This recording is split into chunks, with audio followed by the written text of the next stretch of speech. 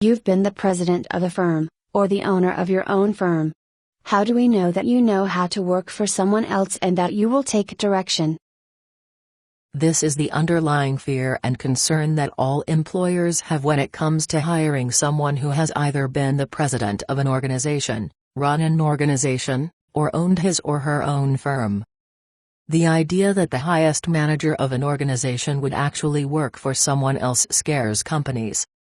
What scares them is that if they hire you, and you have been in those kinds of positions, you won't take direction, and you will never really work for someone else.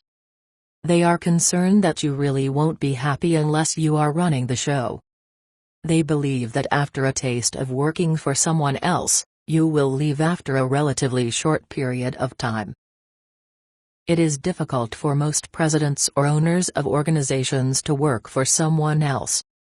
It is an emotional adjustment that is very hard to make. But it is done, and it does work. So, the answer to this question is really simple. Well, as president of an organization, or owner of a firm, I worked for a lot of different people and I answered to the entire company. I answered to customers, employees, the government, the IRS, my attorneys, my CPAs, insurance companies, vendors, and, very often, my spouse. We all answer to someone. Even the president of your organization or owner of your organization answers to someone, and usually many people. I have never met a good leader who couldn't work within any organization and be part of a team, as well as be a good follower. The truth is that we are all really self-employed.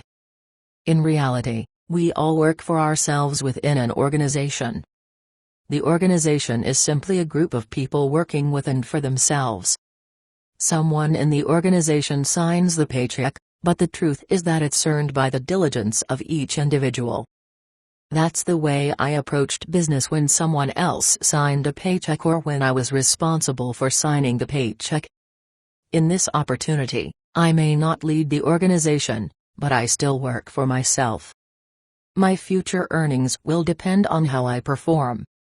In this case, the only difference is that someone else will sign the paycheck. One greater advantage in hiring me, over others, is that because I have been self-employed, or president of my own firm or own my own company, I really understand how difficult it is to run a business. I, more than anyone else you will interview, will treat your money like my money because I really understand how that works. Most people see themselves strictly as employees. They act as though there is an adversarial relationship between themselves and their management. Little do they realize, as I do, that we're all in this together and whatever I do for management I do for myself, and whatever I do to management I do to myself. I am as careful with the company mission and money as I am my own, because I see them as the same. So, what this all means is that I'm going to work for someone just as hard as I work for myself. It is one and the same. I take direction just as well as I give it, I follow just as well as I lead, and I do what needs to be done. My ego is in check. I'm interested in the opportunity because I could do a good job for a very good company.